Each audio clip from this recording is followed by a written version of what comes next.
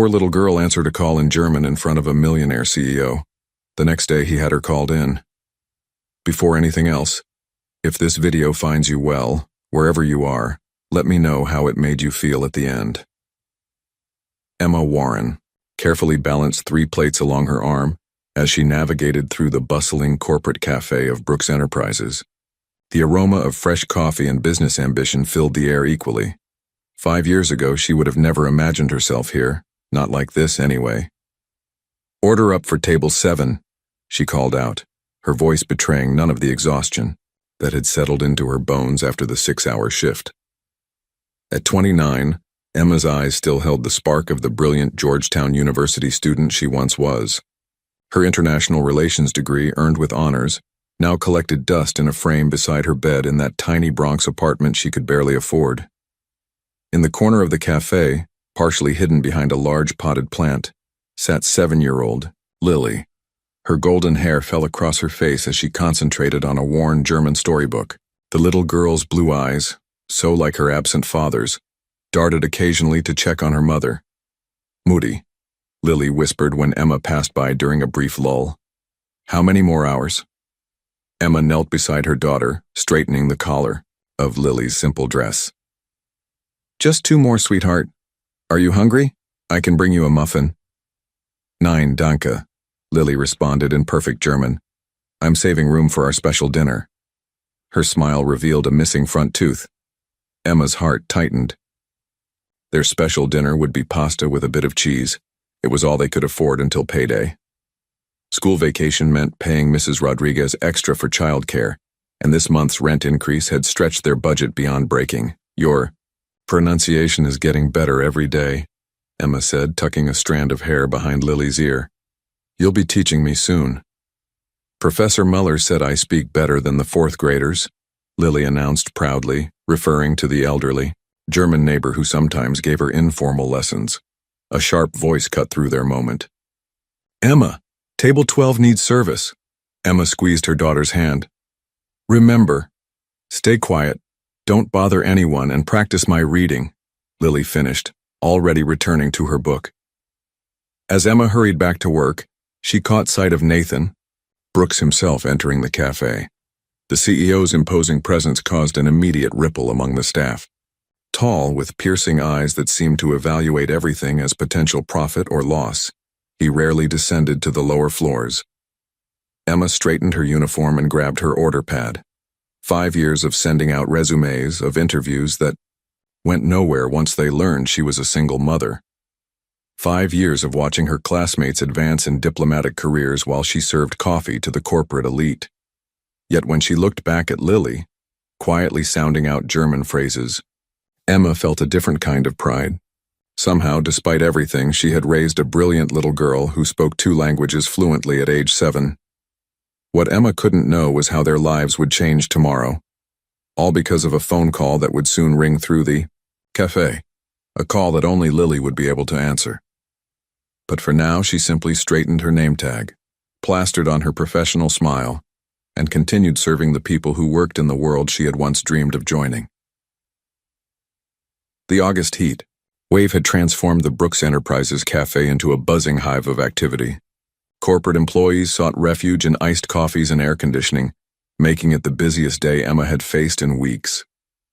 "Mom, can I have another book?" Lily whispered, as Emma rushed past with a tray loaded with lunch orders. "I finished this one."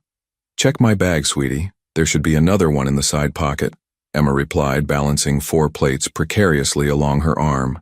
"And remember, stay quiet." "I know," Lily nodded solemnly. The cafe manager's voice cut through the chaos. "Emma, the executive meeting on the 12th floor needs their lunch delivered immediately." Emma glanced anxiously at her daughter. "I'll be right back, Lily. Just 15 minutes, okay?" As Emma disappeared into the elevator with the catering cart, Lily settled back with her new book, a collection of German fairy tales. The cafe buzzed around her, staff rushing to fulfill orders, nobody noticing the small girl tucked away in her corner.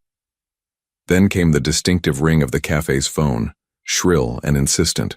1 ring, 2 rings, 3. The staff were all occupied. The manager was in the storage room. The phone continued its desperate call. 4 rings, 5. Lily glanced around.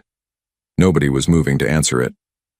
She bit her lip, remembering her mother's instructions to stay quiet and unnoticed. But the ringing continued, demanding attention. 6 rings, 7. With a decisive nod, Lily slipped from her corner and approached the counter. Standing on tiptoes, she stretched across and picked up the receiver. Brooks Enterprises Cafe. Guten Tag, she answered automatically, the German greeting slipping out from habit. There was a pause on the line, then a surprised male voice responded in fluent German. Guten Tag. This is Marcus Hoffman from Miller GmbH in Berlin. I'm trying to reach Mr. Brooks's office regarding our upcoming partnership negotiations. Lily didn't hesitate.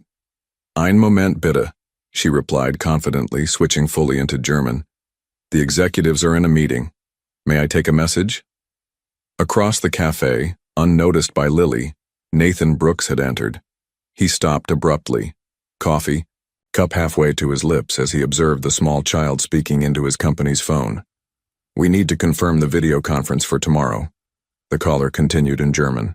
Our CEO has concerns about the proposed manufacturing specifications in Section 4.3 of the preliminary contract. Lily grabbed a notepad and pen from beside the phone. Section 4.3, Manufacturing Specifications. Concerns? She muttered in German as she wrote, her handwriting neat and precise. And what time would be convenient for your office? Nathan Brooks moved closer, his expression morphing from irritation to disbelief as he heard the child not only speaking fluent German but taking detailed notes. And your contact information, Herr Hoffman? Lily continued professionally. After carefully writing down the details, she concluded, I'll make sure Mr. Brooks receives this message immediately. Dankeschön. Auf Wiederhören. As she hung up, a deep voice behind her made her jump. And who might you be? Lily turned slowly to face Nathan Brooks himself, his tall figure towering over her, his expression unreadable. I'm Lily Warren, sir, she answered, her small voice steady despite her racing heart. My mom works here. The phone kept ringing and nobody was answering, so you answered it, he finished, taking the notepad from her small hands. His eyes scanned her precise notes, written partly in German. You speak German? He asked, his tone somewhere between skepticism and amazement. Yes, sir. My mom taught me. She says it will open doors for me someday. Nathan studied the child for a long moment, then looked up as Emma rushed back into the cafe, her face paling when she saw her daughter standing beside the CEO. Emma's heart pounded against her ribs as she clutched the summons that had been delivered to her first thing in the morning. The cream-colored envelope with the Brooks Enterprises logo felt impossibly heavy in her trembling hands. Please report to Mr. Brooks's office at 9 a.m. sharp. No explanation, no reassurance, just 12 words that probably meant the end of her employment. Do I have to wear my uniform today? Lily asked, straightening her small backpack. She had sensed her mother's distress since last night when Emma had paced their tiny apartment, rehearsing explanations and apologies. No, sweetheart, Emma sighed, smoothing her own carefully selected blouse, the only one without visible mending. We're not going to the cafe today. We're going to meet Mr. Brooks. Lily's eyes widened. Because of the phone call? Yes, Emma admitted, kneeling to her daughter's level. Listen to me, Lily. Whatever happens in there, I want you to know that you did nothing wrong. I'm the one who broke the rules by bringing you to work. But who would have answered the German man if I wasn't there? Lily asked with the simple logic of childhood. Emma forced a smile. That's a good point. We'll see if Mr. Brooks agrees. The elevator ride to the executive floor seemed to last forever. Emma's reflection in the polished doors showed a woman trying desperately to look composed while falling apart inside. If she lost this job, they might not make rent next month. The waitressing position had been a godsend after months of unemployment. Decent pay, regular hours, and managers who pretended not to notice when Lily occasionally accompanied her during school breaks. All that, potentially ruined by one phone call. The executive floor was another world. Plush carpeting, walnut paneling, and hushed voices. A sleek receptionist with perfect makeup examined them with barely concealed curiosity before directing them to wait outside an imposing double door. "Remember, let me do the talking," Emma whispered, straightening Lily's collar one last time. "Ms. Warren?" A young assistant appeared. "Mr. Brooks will see you now." The CEO's office was intimidatingly spacious, with floor-to-ceiling windows overlooking Manhattan. Nathan Brooks stood behind his desk, his tall figure silhouetted against the city skyline. His expression remained unreadable as Emma and Lily entered. "Thank you for coming," he said, his voice measured and formal. He gestured toward the chairs across from his desk. "Please sit." Emma perched on the edge of her seat, hands folded tightly in her lap. Lily climbed onto the chair beside her, feet dangling above the floor. "Mr. Brooks, about yesterday," Emma began. "These are remarkable," he interrupted, sliding Lily's notes across the desk. "Your daughter captured details our international relations team missed in their last 3 calls with Muller GmbH. Emma blinked, unprepared for this direction. "Tell me, Ms. Warren," Nathan continued, fixing her with his penetrating gaze. "Why is a Georgetown graduate with honors in international relations serving coffee in my company cafe?" The question hit like a physical blow. "How did you—" "I had HR pull your file this morning," he explained. "Along with your university records, fluent in 4 languages, finalist in the International Interpretation Competition, glowing recommendations from Professor Hargrove, who happens to be an old friend of mine." He leaned forward. "What I can't figure out is why someone with your qualifications hasn't been snatched up by the State Department or any number of multinational corporations." Emma swallowed hard. "Life took an unexpected turn during my senior year," she said, glancing at Lily. Understanding flickered in Nathan's eyes. "I see. I've applied to over 200 positions in my field," Emma continued. "But a new mother with no experience. Their loss." Nathan cut in, standing abruptly. "Ms. Warren, I have a proposition for you." He walked to a side table and returned with a contract. "Muller GmbH is our most important potential European partner. We need someone with your exact skills for the next 3 months of negotiations. Someone who understands not just the language but the cultural nuances." Emma stared at the document he placed before her, unable to believe what she was hearing. "Temporary position, 3-month contract, with possibility for permanent placement," Nathan continued. "Salary 4 times your current wage, plus benefits." He glanced at Lily, who was watching him with curious eyes. "And perhaps most importantly, flexibility for your family obligations." Emma's breath caught in her throat. "Mr. Brooks, I don't know what to say."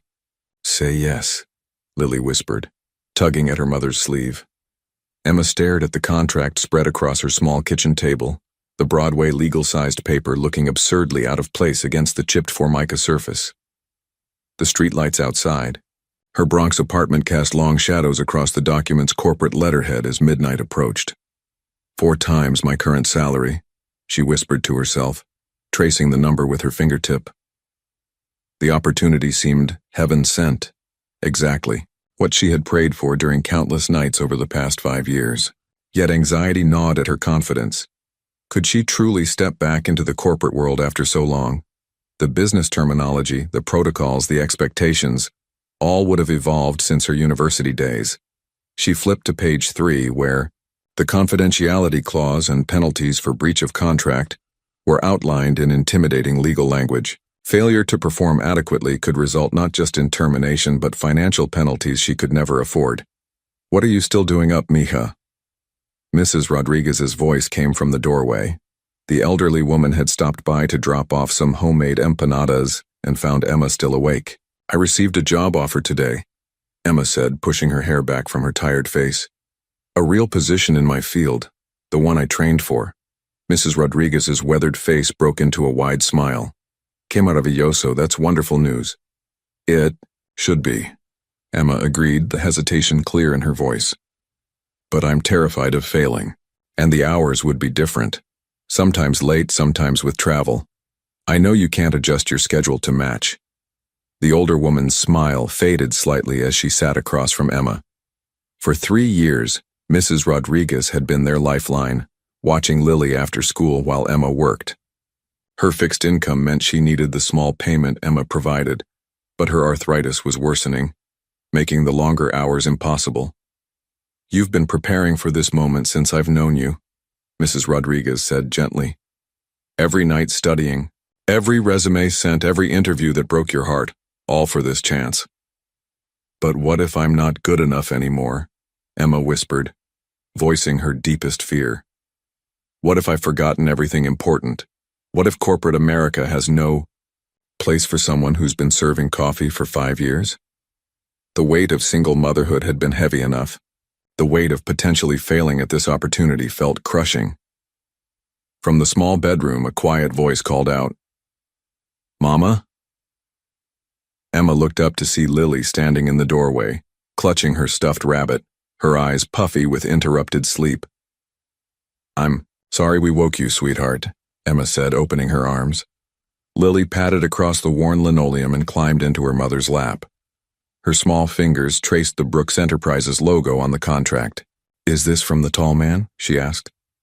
"Yes," Emma confirmed. "Mr. Brooks offered Mama a new job. A better job." "Then why are you sad?" Lily asked, her 7-year-old perception cutting straight to the heart of the matter.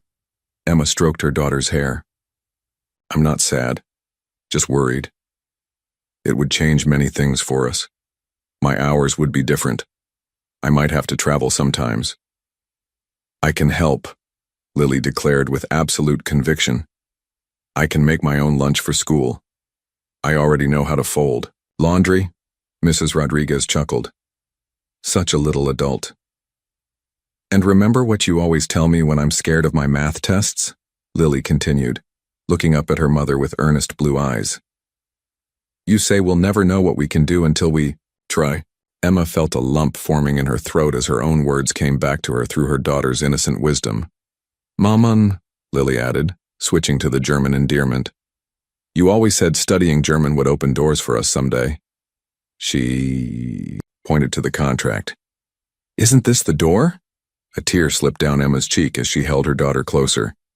The challenges ahead remained daunting. The corporate politics, the technical knowledge gaps, the childcare logistics. But in that moment, with Lily's simple faith in her, Emma felt something she hadn't experienced in years. Hope. "You're right," she whispered, kissing the top of Lily's head. "This is our door, and tomorrow we're going to walk through it."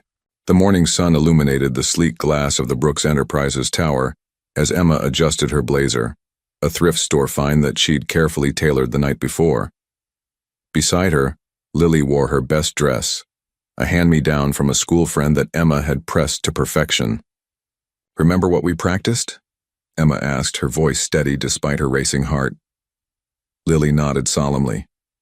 "I'll be on my best behavior. And if anyone asks why I'm here, I'll say we have a meeting about your contract."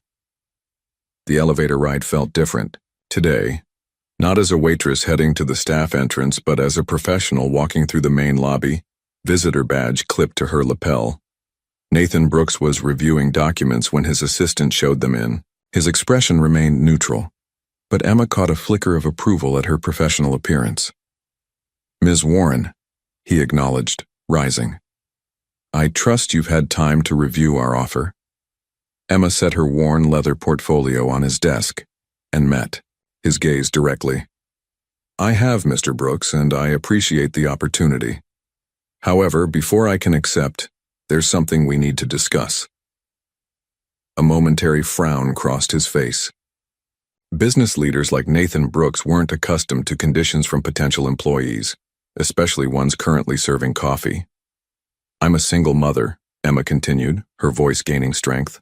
"While the salary is generous, the hours outlined in Section 7 would make it impossible for me to provide proper care for my daughter." Nathan's expression hardened slightly. "Ms. Warren, this position requires flexibility. The Mueller negotiations are time-sensitive and—" "I understand completely," Emma interrupted, surprising herself with her boldness. "And I'm prepared to be flexible." Late nights, early mornings, weekend work when necessary. I can manage all of that with proper planning. What I'm asking for is reciprocal flexibility. She slid a document across his desk, a modified schedule she'd spent half the arena night drafting. This alternative arrangement would allow me to fulfill all responsibilities while ensuring my daughter's needs are met. Nathan studied the proposal, his expression inscrutable. The silence stretched until Lily shifted uncomfortably beside her mother. Finally, he looked up, not at Emma, but at Lily. "Young lady, would you mind waiting outside with my assistant for a moment? There's a remarkable view of Central Park from the reception area." Once Lily had been escorted out, Nathan's professional facade softened slightly.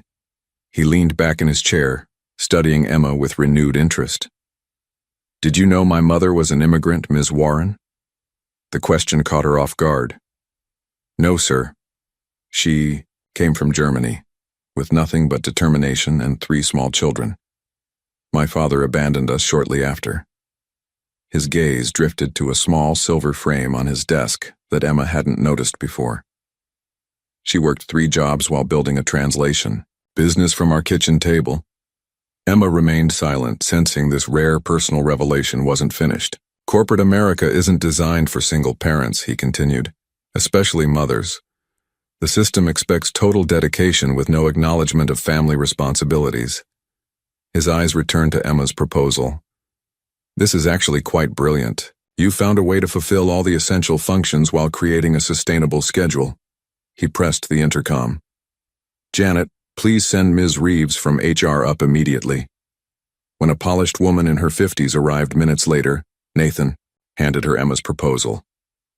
"Ms. Reeves, please incorporate these scheduling accommodations into Ms. Warren's contract and add access to our executive childcare program." The HR director's eyebrows rose slightly. "Sir, that program is typically reserved for VP level and above. Consider it a special case," Nathan replied dismissively. "Ms. Warren's linguistic abilities are essential to the Mueller deal." After the HR director departed, Nathan extended his hand. "Welcome to Brooks Enterprises, Ms. Warren." As they shook hands, Emma noticed a striking woman watching through the glass wall of the office, her elegant suit and perfect blonde hair marking her as an executive. The woman's cool stare sent an involuntary shiver down Emma's spine. "Rebecca, Stephen's marketing director," Nathan explained, following her gaze. "You'll be working with her team occasionally." He hesitated, then added more quietly, "A word of advice, Rebecca had expressed interest in leading the Mueller project herself, and she's not accustomed to competition." Emma nodded, understanding the unspoken warning.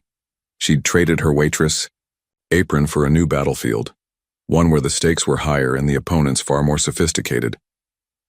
Emma's reflection in the elevator's polished doors showed a woman she barely recognized. Gone was the waitress uniform, replaced by a charcoal pencil skirt and cream blouse, all purchased from a consignment shop with her first advance payment. Her hair, usually pulled back in a practical ponytail, now fell in a professional bob. Around her shoulders, "4th floor International Relations Department," announced the elevator's automated voice. Taking a deep breath, Emma stepped into her new world. The bustling corporate floor was a stark contrast to the cafe's controlled chaos. Here everything moved with purpose. Analysts hurrying between glass-walled offices, the soft murmur of conference calls, the gentle tapping of keyboards. "Ms. Warren?" A young man approached with an eager smile. "I'm David Chen, junior analyst. Mr. Brooks asked me to show you to your office." Office. The word alone sent a thrill through Emma. Not a locker in the staff room, but her own professional space. It was modest by executive standards, but felt palatial to Emma. A desk with a computer, a small meeting table, and a window overlooking Madison Avenue. On the desk sat a stack of folders marked Confidential Mueller GmbH. "The team briefing starts in 20 minutes, David informed her.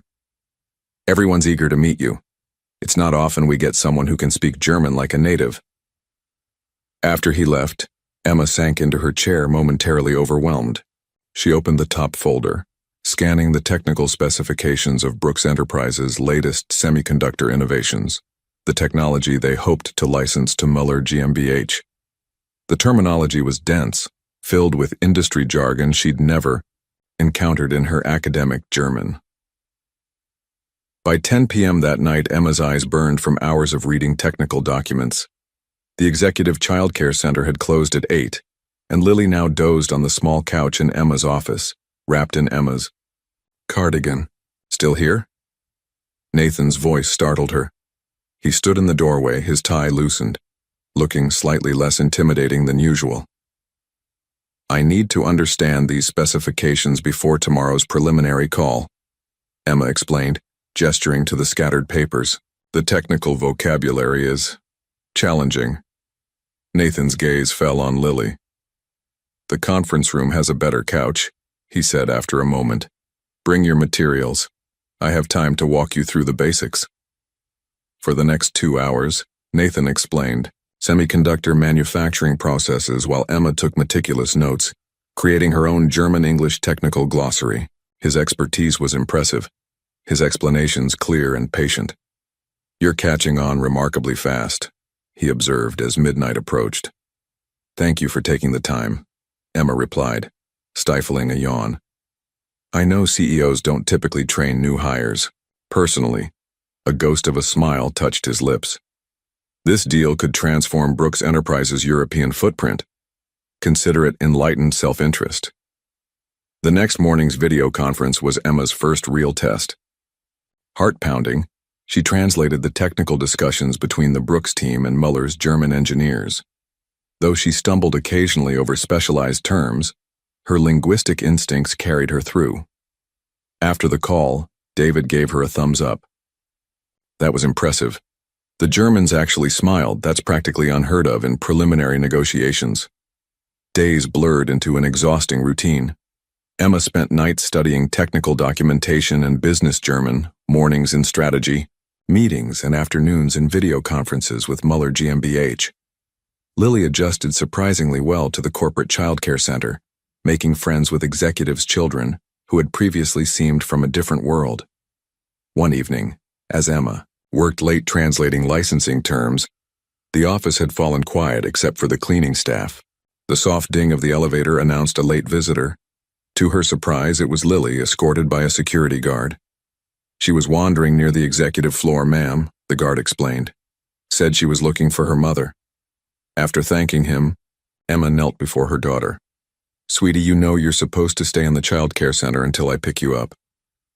It closed an hour ago, Lily explained. Miss Jennifer called your phone, but you didn't answer, so she asked Mr. Brooks what to do, and he said to bring me to his office, but then he got called to an emergency meeting, so I decided to find you myself. Before Emma could respond, a deep voice interrupted. There you are, young lady. Nathan approached, his expression a mixture of concern and amusement. I've been looking everywhere for you. As he reached them, Lily looked up and spoke in careful German. Danke für Ihre Hilfe, Herr Brooks, aber Ihre Aussprache braucht etwas Übung. Nathan blinked. What did she say? Emma bit back a smile. She thanked you for your help, but suggested your pronunciation needs practice. To her surprise, Nathan threw back his head and laughed, the first genuine laugh she'd heard from him. Dark clouds gathered over Manhattan as Emma finished her translation of the latest contract amendments.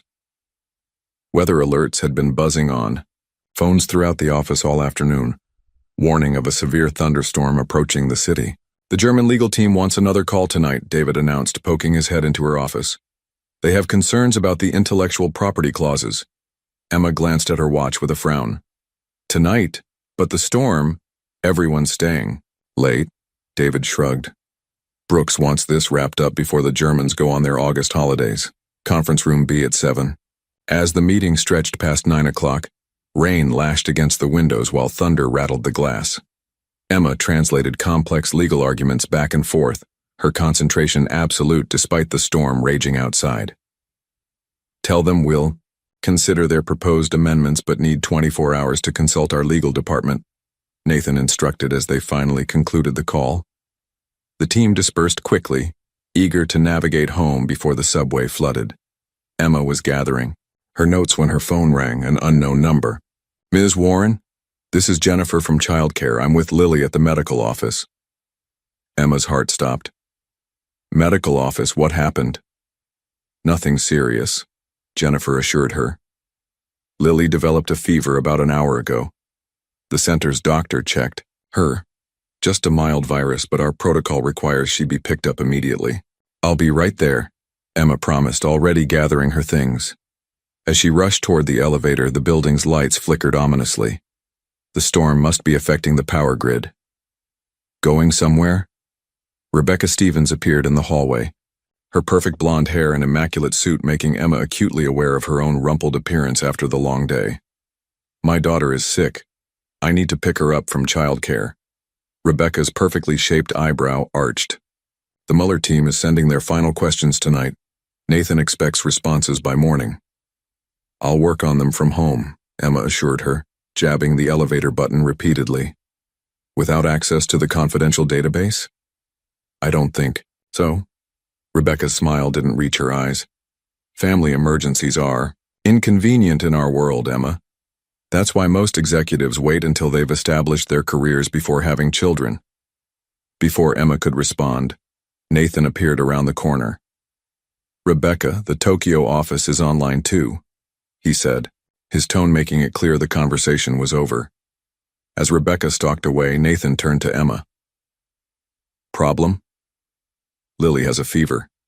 I need to get to the medical office. But the Mueller team... Go, he interrupted. I'll have someone bring you the files you need. The elevator finally arrived and Emma stepped in with a grateful nod. 20 minutes later, she sat beside a lethargic Lily in the corporate medical suite. The little girl's cheeks were flushed, her normally bright eyes glassy with fever. It's just a virus, the doctor reassured Emma. Keep her hydrated and she'll be fine in a day or two. As Emma struggled to contact an Uber, all drivers busy during the storm, the suite's door opened. To her astonishment, Nathan Brooks entered, raindrops glistening on his impeccable suit. How is she? He asked, his voice uncharacteristically gentle. Just a fever, Emma answered, confused by his presence. The doctor says she'll be fine. Nathan nodded, then addressed Lily directly. I heard you weren't feeling well, Miss Warren. I thought you might need a ride home in this storm. Emma began to protest. That's really not necessary. My driver is waiting downstairs, Nathan continued, ignoring her objection. The streets are flooding and cabs are impossible tonight.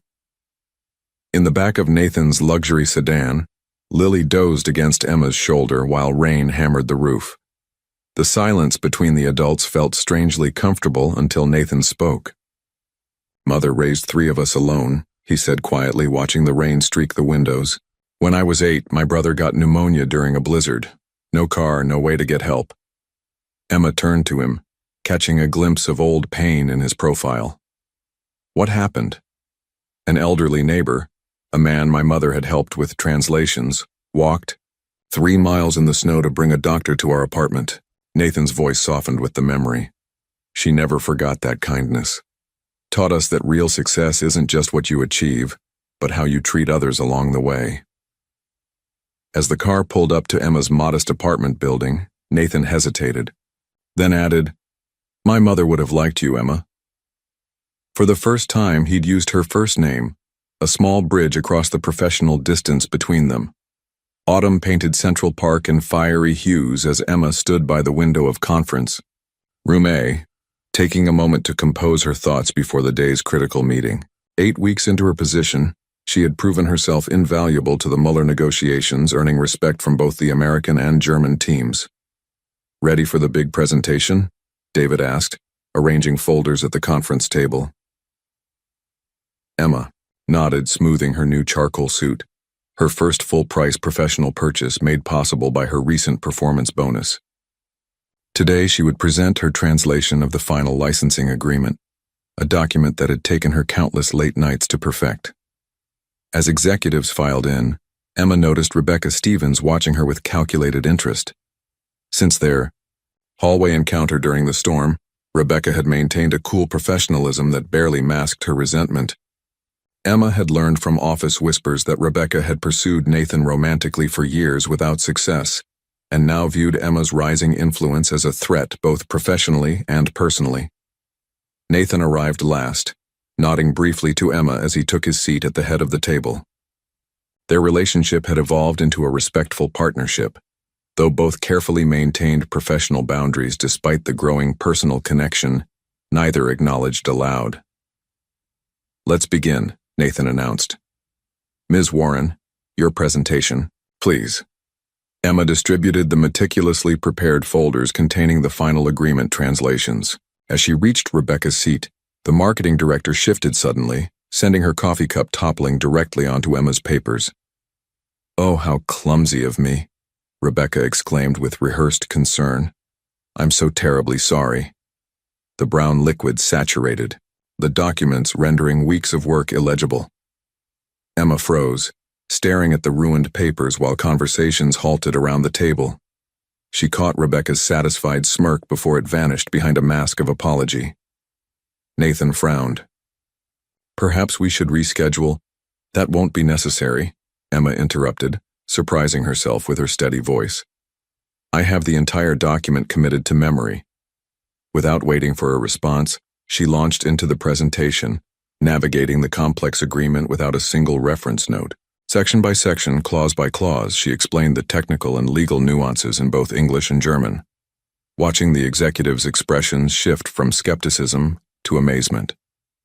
When she finished 40 minutes later, the room remained silent, for a moment before erupting in applause. Even Rebecca couldn't maintain her composure, her tight smile failing to mask her disbelief. "Excellent work, Ms. Warren," Nathan said formally, though his eyes conveyed deeper appreciation. "This agreement positions us perfectly for next week's final meeting in Berlin." As the executives filed out, Nathan lingered. "Join me for coffee? I believe you've earned a break." At a small cafe across from the park, away from corporate eyes, Emma finally relaxed. "I thought I was finished when those papers were ruined," she admitted. "I never doubted you," Nathan replied, stirring his espresso. "Though I admit I'm curious how someone memorizes a 40-page legal document." Emma smiled. "I've always had a good memory for languages. In university, I developed a visualization technique for memorizing diplomatic texts. Each page becomes a room in my mind, each paragraph a piece of furniture." "Remarkable," Nathan murmured. "Your talents are wasted on mere interpretation." "What do you mean?" Nathan leaned forward. "You have a gift, Emma, not just for languages, but for connecting with people across cultural divides. Our German partners respond to you in a way they never have with previous interpreters." Emboldened by his praise and the distance from corporate formalities, Emma shared the dream she'd kept private for years. "Before Lily, I wanted to create an educational program for underprivileged children, teaching languages as a pathway to opportunity, not just vocabulary and grammar, but cultural understanding, the kind that opens doors internationally." "Like you've done for Lily," Nathan observed. "Yes. Children from low-income families rarely get exposure to foreign languages until high school or college, too late to develop true fluency. But children Lily's age can absorb languages effortlessly, especially when taught through stories and songs." Nathan's expression softened. "My mother would have loved that idea. She was a German teacher before immigrating here." "You never mentioned that," Emma said, surprised. "She dreamed of starting an educational foundation," he continued, a shadow crossing his features. "After she died 5 years ago, I buried myself in work instead of pursuing her vision." 5 years ago," Emma echoed. "That's when Lily was born, when I became a single mother." Their eyes met across the table, the parallel timing of their life-changing events hanging in the air between them, his loss and her beginning occurring in the same moment in time. "But why can't I go to Berlin with you?" Lily's question hung in the air as Emma carefully folded business attire into her suitcase. The upcoming trip, her first international business journey representing Brooks Enterprises, had become a source of unexpected tension. "It's a business trip, sweetheart," Emma explained patiently. "You have school and I'll be in meetings all day long." Lily's lower lip trembled slightly. "But Mrs. Peterson said we're doing our heritage presentations next week. Everyone else has." their parents helping them. Emma paused, guilt washing over her. Lily's class was presenting on their cultural backgrounds, and the German heritage from her absent father was Lily's chosen topic. For weeks, they'd practiced a German poem together for the presentation. "Mrs. Rodriguez will help you practice your poem," Emma offered, though she knew it wasn't the same. The doorbell interrupted their conversation. Emma wasn't expecting visitors, especially on a Sunday evening. She opened the door to find Nathan standing there, looking unusually casual in dark jeans and a sweater rather than his typical suit. "Nathan," she said, surprised by his use of her home address. "Is everything all right?" "Everything's fine," he assured her, holding up a folder. "There was a last-minute change to the Mueller proposal. I thought you might want to review it before our flight tomorrow." His eyes moved past her to Lily, who was watching curiously from the living room. "Hello there, Miss Warren." "Guten Abend, Herr Brooks," Lily replied with perfect pronunciation. A smile touched Nathan's lips. "Your German is still better than mine, I see." Emma invited him in, acutely aware of her small apartment with its mismatched furniture and worn carpet, a stark contrast to what must be his luxurious home. "Would you like some tea?" she offered. "It's nothing fancy, but—" "Tea would be perfect," he said, seeming completely at ease as he took a seat at their small kitchen table. While Emma prepared the tea, Lily approached Nathan with a serious expression. "Mr. Brooks, my mother says she has to go to Berlin without me." "That's usually how business trips work," Nathan replied gently. "But I need her for my heritage presentation," Lily continued, showing him her school assignment. "Everyone is bringing special things from their culture, and I was going to recite a German poem that Mutti taught me." Nathan studied the assignment with genuine interest. "This looks important. When is your presentation?" "Wednesday at 2:00, Lily answered promptly. "Mutti will be in Berlin." Emma returned with the tea, catching the end of their conversation. "Lily, I've already explained. What if we rearrange the schedule?" Nathan interrupted, turning to Emma. "The Mueller team doesn't arrive until Wednesday evening. We could attend an important school presentation and still make it back for the negotiations." Emma stared at him in disbelief. "You would reschedule? A multi-million-dollar international negotiation for a second-grade presentation?" Nathan shrugged, the gesture surprisingly boyish for someone of his position. "It's not rescheduling, just optimizing our time.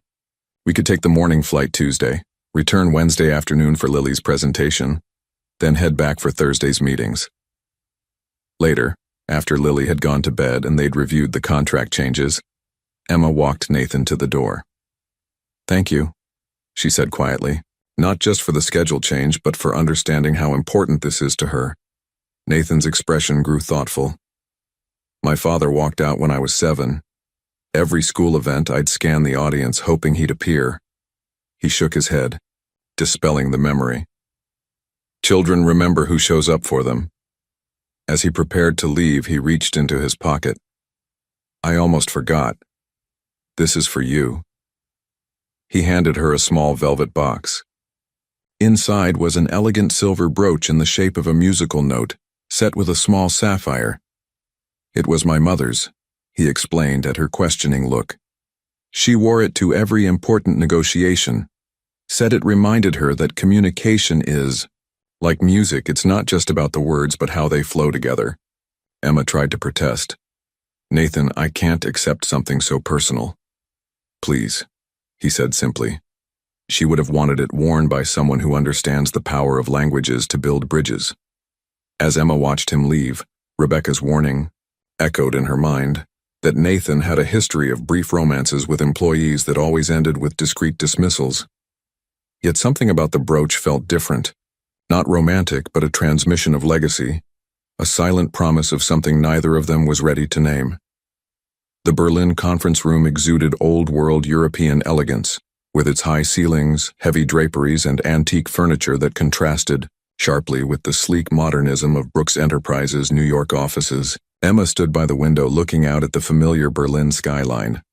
7 years had passed since she last walked these streets as a carefree exchange student, before pregnancy and single motherhood redirected her life. The Mueller team should be here any minute, David remarked, arranging portfolios at each seat. Their legal department is notoriously punctual. Emma touched the silver musical note brooch pinned to her lapel, drawing comfort from its presence. After Lily's triumphant heritage presentation yesterday, where the 7-year-old had performed her German poem flawlessly before rushing into her mother's arms, Emma and Nathan had immediately boarded the overnight flight back to Berlin. Despite her exhaustion, she felt prepared for today's crucial negotiation. The double doors opened, and Emma turned to greet the Mueller GmbH representatives, only to feel her world tilt off its axis. Leading the German delegation was a tall man, with familiar blue eyes that she would recognize anywhere. The same eyes that looked back at her from Lily's face every day. Thomas Bauer, Lily's father. Emma fought to keep her expression neutral as the Germans made their introductions. Thomas showed no sign of recognizing her at first, his eyes passing over her with professional disinterest as Nathan introduced their team.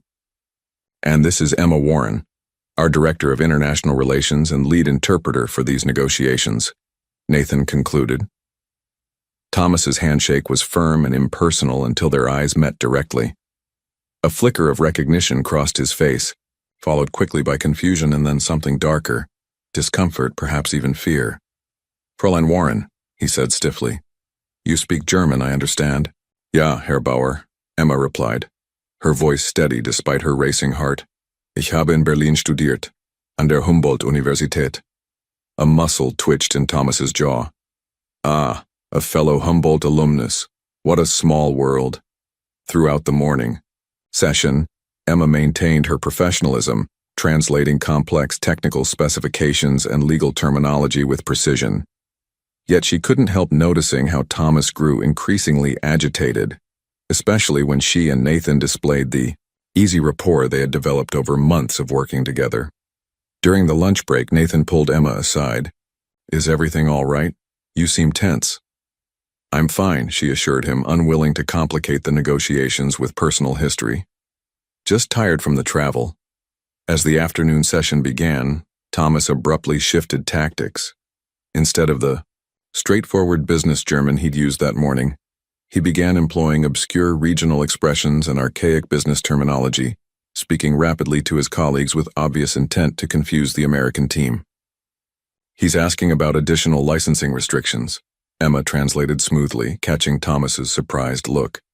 "He's concerned that the proposed arrangement gives Brooks Enterprises too much leverage in EU markets." Nathan leaned toward her. "How do you suggest we respond?"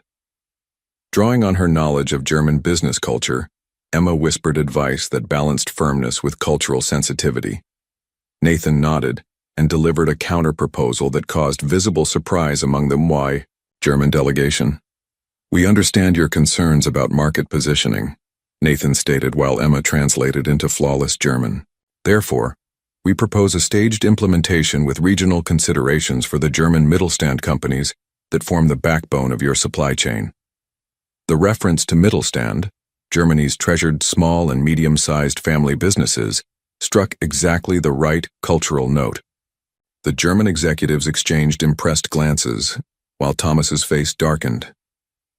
As the day progressed, Thomas grew increasingly frustrated by his inability to create miscommunication.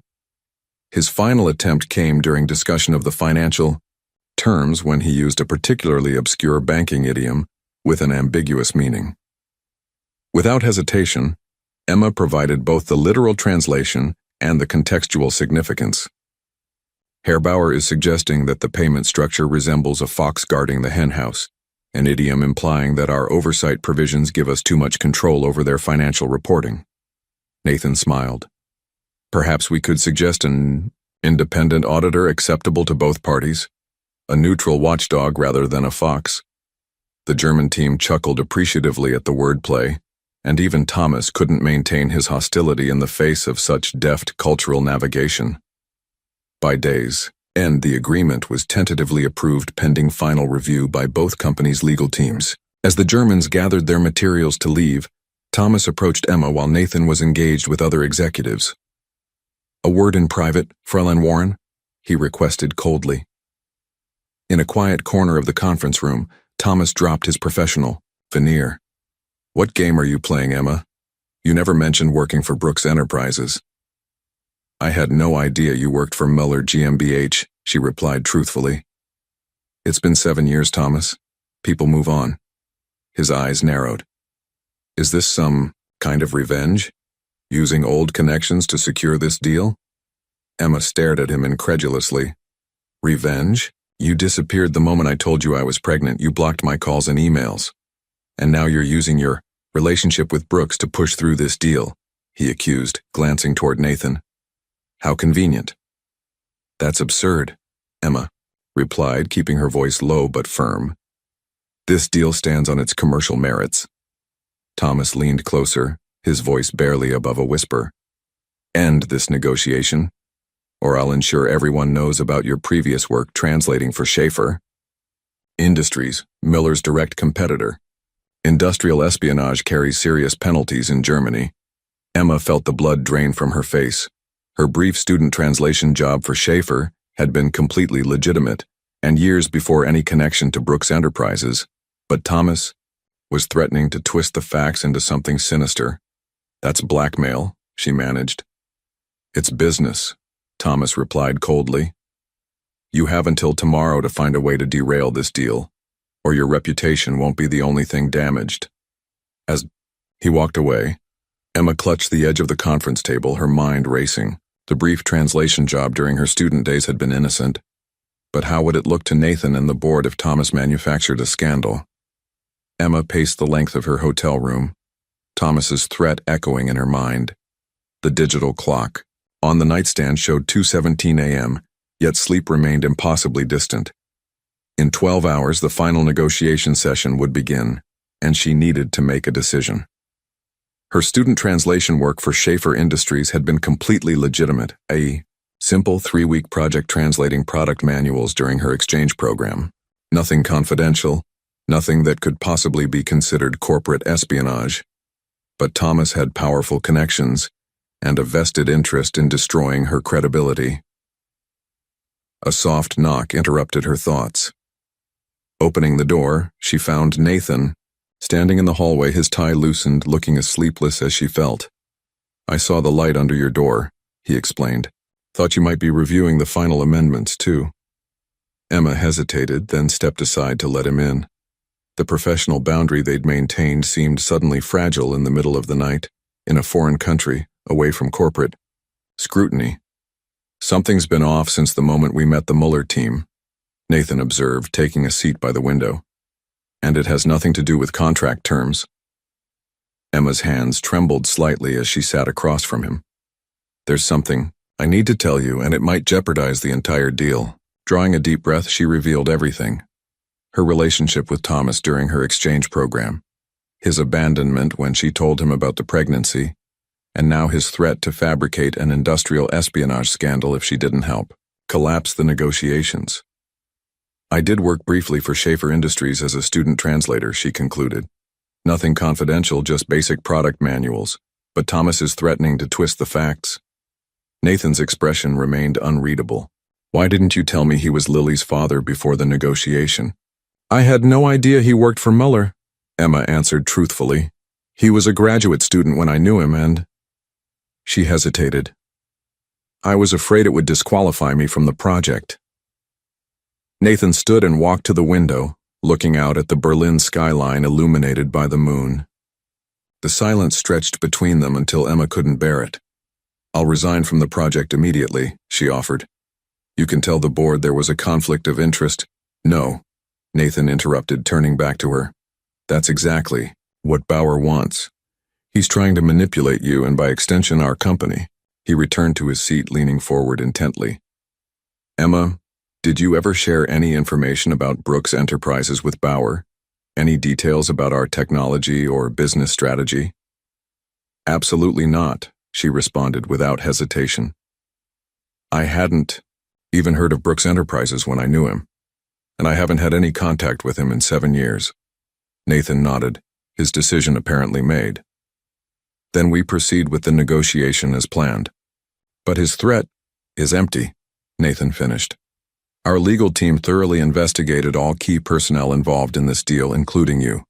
If there had been any legitimate conflict of interest or security concern, it would have been flagged months ago. He reached for his phone. And as for Bauer's threat, two can play at that game.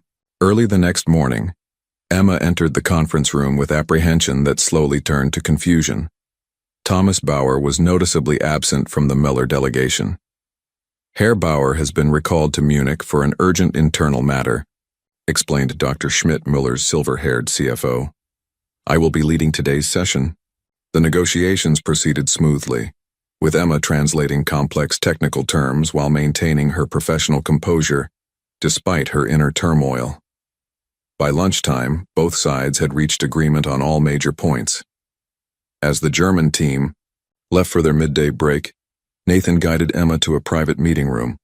Thomas Bauer won't be troubling you again, he said without preamble. Emma searched his face. What did you do? Let's just say our financial due diligence team found some interesting irregularities in Bauer's department.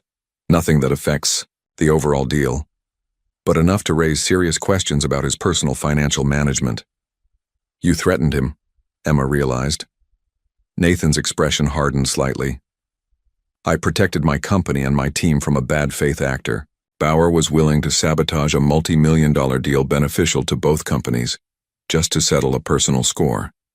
He handed her a folder. Our investigators compiled this after you told me about Bauer's threat. His department has been falsifying expense reports for years with the money flowing to a private account in Liechtenstein. Emma skimmed the documents with growing disbelief. Does Mueller know? They do now, Nathan confirmed. I shared the findings with Dr. Schmidt this morning, which explains Bauer's sudden recall to headquarters. Emma closed the folder, unsure how to feel. Relief mingled with unease at the swift, calculated way Nathan had neutralized the threat. This doesn't solve everything, she said quietly. Thomas is still Lily's father, biologically at least. Nathan's expression softened.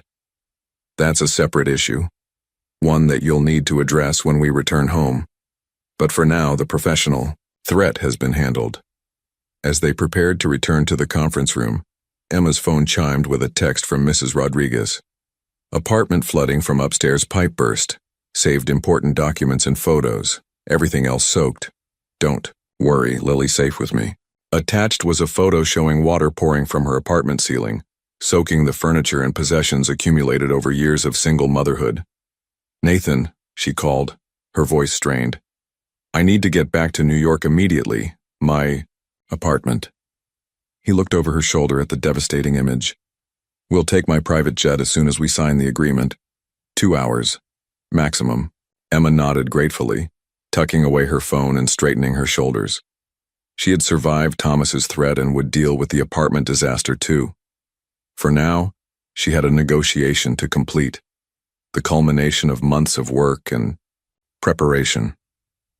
As she pinned Nathan's mother's brooch to her lapel, Emma realized that beneath her anxiety lay something unexpected.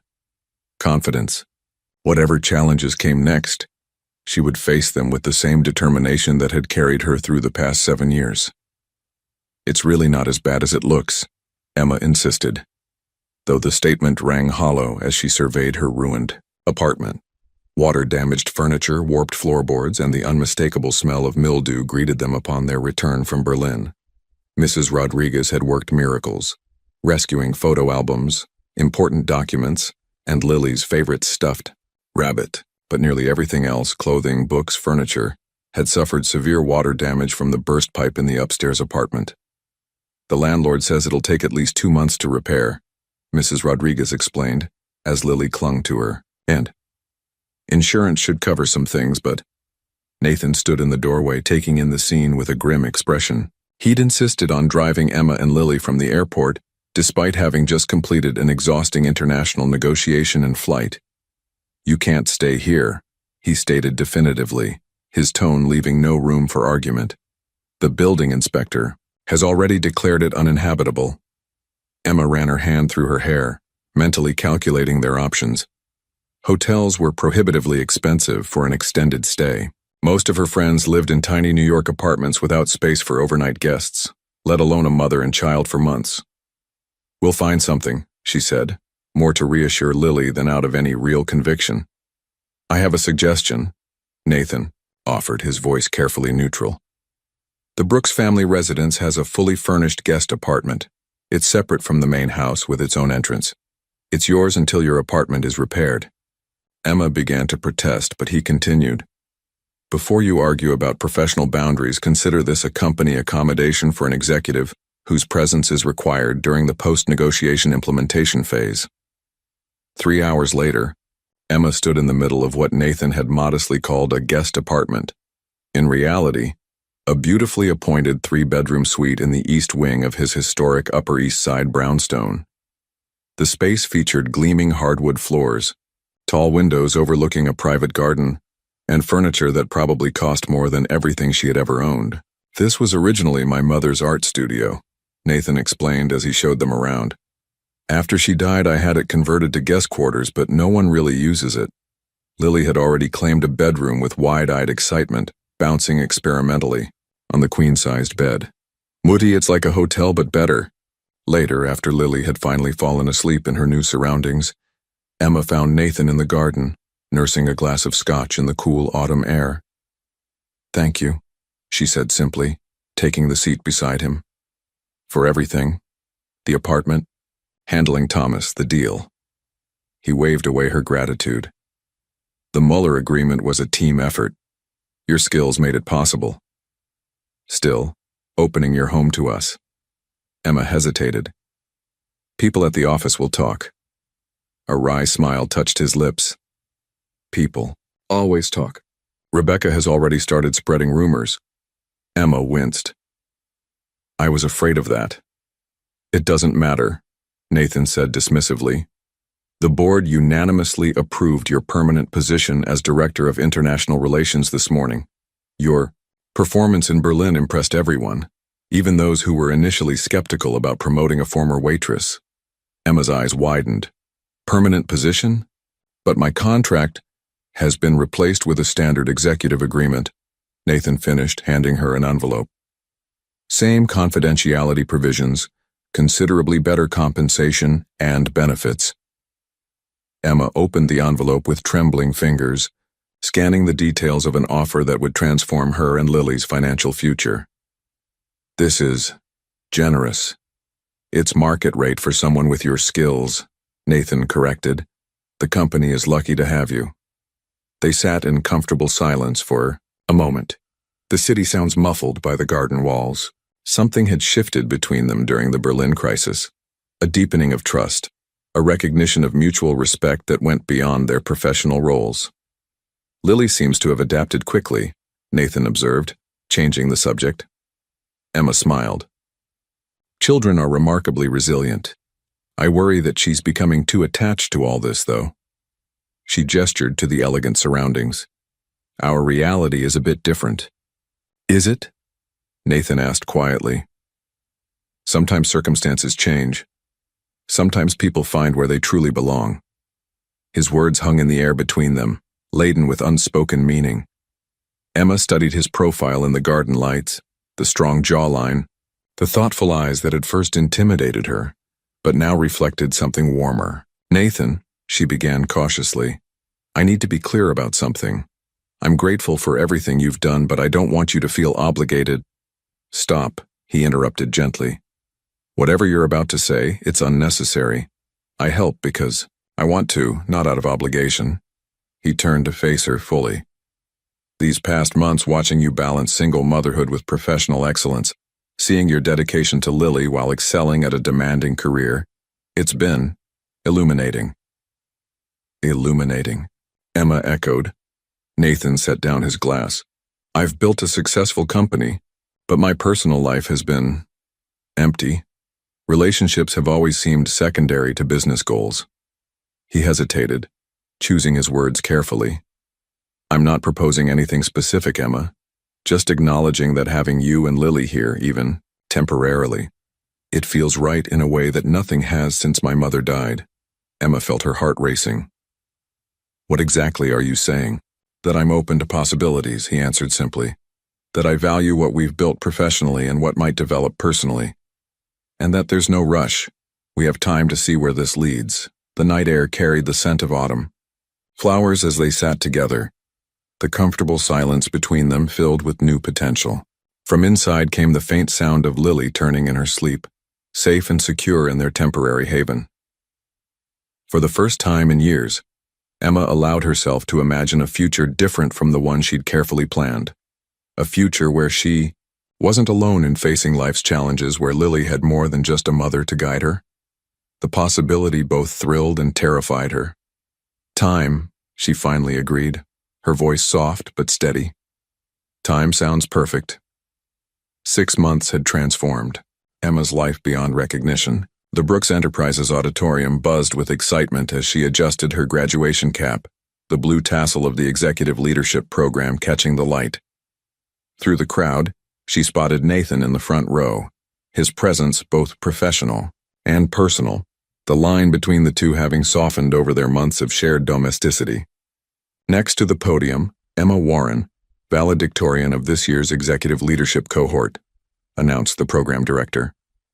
Taking a deep breath, Emma approached the microphone. The faces before her included board members, colleagues, and, in the center, Lily beaming with pride beside Mrs. Rodriguez. "When I joined Brooks Enterprises, I was serving coffee in the company cafe," Emma began, her voice steady. "Today, I lead our European division because someone saw potential where others saw limitations." Her gaze met Nathan's briefly. Success isn't just about individual achievement. It's about creating opportunities for others to rise. Emma revealed the project she'd been developing secretly for months, a scholarship program offering language, education to underprivileged children, providing the same opportunity she'd given Lily. "Today, I'm honored to announce the launch of our pilot program in the Bronx, offering immersive language education to 20 children from low-income communities." Applause rippled through the audience, but Nathan's voice cut through as he stood. "Unexpectedly, if I may," he said, approaching the stage, "Brooks Enterprises is proud to announce that Ms. Warren's initiative will become the cornerstone of our new educational foundation." Murmurs of surprise filled the room as Nathan continued. "The Warren Brooks Foundation will open its first full-scale educational center next month, with Emma serving as co-director alongside her international relations duties." The announcement brought thunderous applause from everyone except Rebecca Stevens, whose tight smile couldn't mask her displeasure at the public recognition of Emma's rise. Later, during the reception, Emma's phone chimed with an unexpected email. The sender's name made her breath catch: Thomas Bauer. With trembling fingers, she opened it to find a formal letter addressed to Lily, acknowledging his paternity and expressing desire for a supervised meeting. "Everything okay?" Nathan asked. Appearing at her side with 2 champagne flutes, Emma showed him the message. "After all this time, why now?" Nathan considered the email thoughtfully. "Perhaps seeing you succeed triggered something. Or maybe he's trying to make amends." "I don't know if I can forgive him," Emma admitted. "The question is whether Lily deserves to know her father," Nathan replied gently. "Forgiveness is separate from that right." As the celebration continued around them, Emma watched Lily charming board members with her bilingual skills, now expanded to include basic Spanish from the company's educational program. The little girl who had answered a phone call in German had unknowingly changed both their lives forever, creating ripples that now extended to dozens of other children who would receive similar opportunities through the foundation. 1 year later, golden autumn sunlight streamed through stained glass windows as Emma walked down the aisle in a simple ivory gown. Instead of a traditional bridal march, Lily preceded her, reading a bilingual poem in German and English that brought tears to the eyes of the small gathering of friends and colleagues. "Love builds bridges between worlds," the 8-year-old concluded, her clear voice echoing in the intimate chapel where Nathan waited with a smile that belonged only to his new family.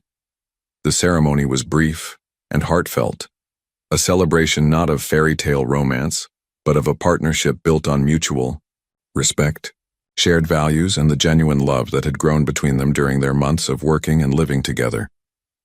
3 weeks after returning from their honeymoon in Germany, Emma stood beside Nathan and Lily at the ribbon-cutting ceremony for the Warren Brooks Foundation's first educational center. Located in Emma's old Bronx neighborhood, the renovated building featured bright classrooms, a library stocked with multilingual books, and a community gathering space. This was once an abandoned warehouse, Emma explained to the gathered community members and press. Today, it's the beginning of a dream, that every child, regardless of background, deserves the opportunity to become a global citizen through language education. The first 100 scholarship recipients, children from the neighborhood's most underserved families, explored their new classrooms with wide-eyed wonder. Among the staff, Emma spotted familiar faces: Mrs. Rodriguez, now the community outreach coordinator, and several of her former cafe colleagues who had been hired for administrative roles. "Mrs. Brooks Warren?" called a young reporter. "What inspired this foundation?" Emma smiled at the new hyphenated surname she was still getting used to. "A little girl who answered a phone in German and changed everything," she answered, squeezing Lily's shoulder gently. That evening, as they celebrated, in their new home, a brownstone not far from Nathan's family residence, a special delivery arrived. Inside the package was a generous donation for the foundation and a note from Thomas Bauer. After 3 carefully supervised visits with Lily over the past year, Thomas had slowly earned a place in her life, not as the father who would raise her, but as a connection to her heritage and an additional adult who cared about her future. "He's trying," Nathan observed as Emma read the note. "In his own way." Emma nodded, watching Lily show Mrs. Rodriguez photographs from their recent visit to Thomas in Berlin. The relationship was complicated, imperfect, but ultimately beneficial for Lily, who now had a broader sense of identity and family.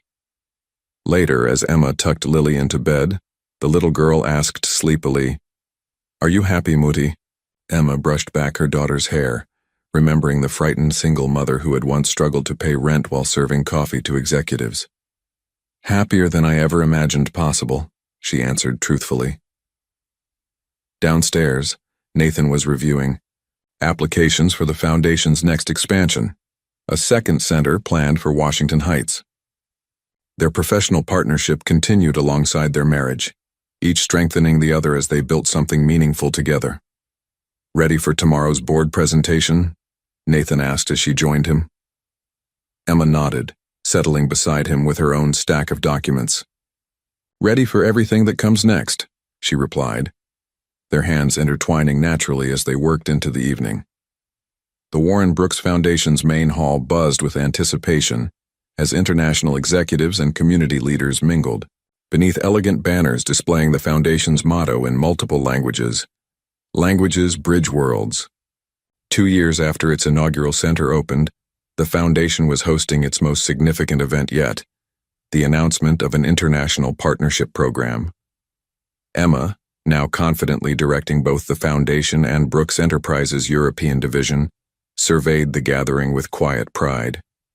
Her gaze fell on Lily, now 10 years old, expertly guiding guests through the student showcase where children from the foundation presented projects in their newly acquired languages. "Mrs. Brooks Warren?" A young assistant approached. "The Mueller GmbH delegation has arrived." Emma nodded, smoothing her tailored suit.